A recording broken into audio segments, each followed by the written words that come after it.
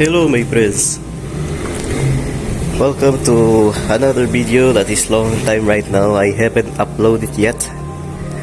So right now I received my package yesterday. It was this from Shopee. Link down below.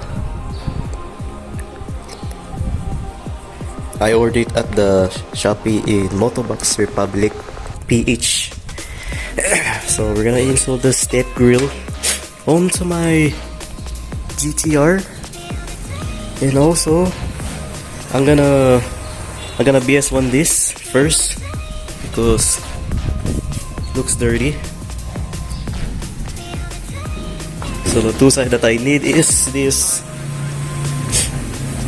This screwdriver, two screwdrivers just in case. And they have a free screw and some brackets. So right now I'm gonna install it. I was so hyped yesterday. So right now I'm gonna BS1 this first.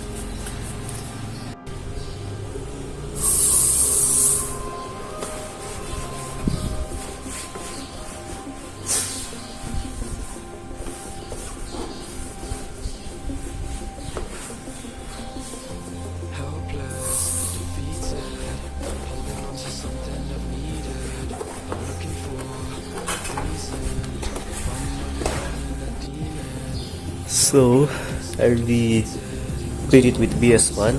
So what our starting is this big giant hole screw, and then we're gonna remove the two of them, which is, so the size are here.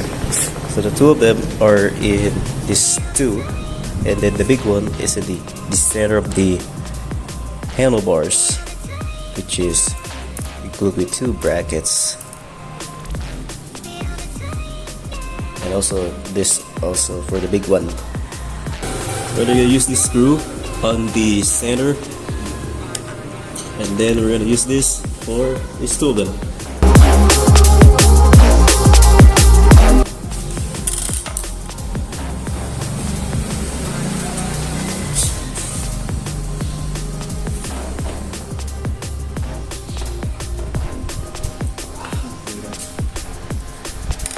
Change of screwdriver.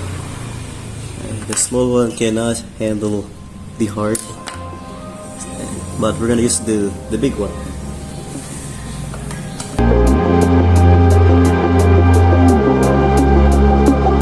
First thing is we're gonna use this washer and also the tiny one. I'm gonna put first the washer. Para hindi magasgas.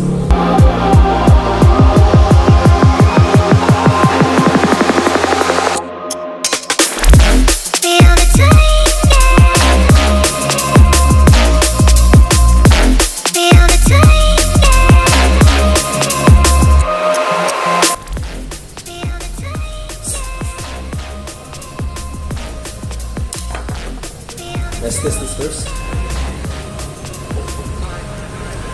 Okay, doesn't move.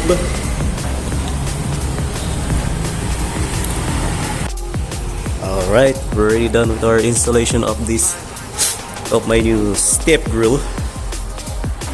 Ang ganda naman, parang kang delivery rider. Hindi, joke lang. Parang joke lang yun, guys. Actually, this is not like a delivery rider. This is already okay right now. So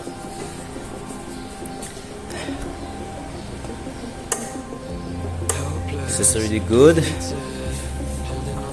Parang siyang dating na angas. Parang siyang gandang kutis. Hindi naman todo na gandang kutis naman yung motor. So that is all right now.